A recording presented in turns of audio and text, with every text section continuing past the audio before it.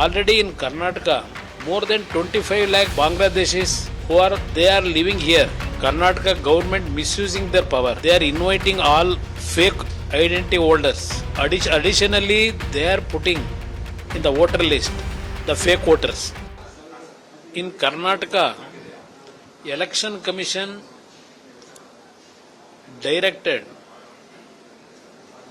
to go for the SAR processes in Karnataka. In that process, Karnataka government misusing their power by giving direction to these BLOs. The one incident I am in Ramnagaram, I am showing you. These BLOs, they are inviting all fake identity holders to the Chowdhury, and there they are actually doing this process by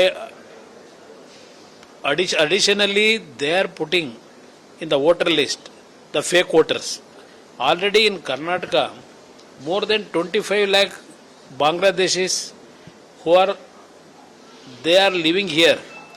This is actually from last 4-5 years continuously everybody criticizing about the government, the protection by this government for Bangladeshis. In Ramnagaram itself, more than 10,000 Bangladeshis are in Ramnagaram. They are living there, using their voting without any legality. They wanted to actually addition list. They wanted to do it in this process.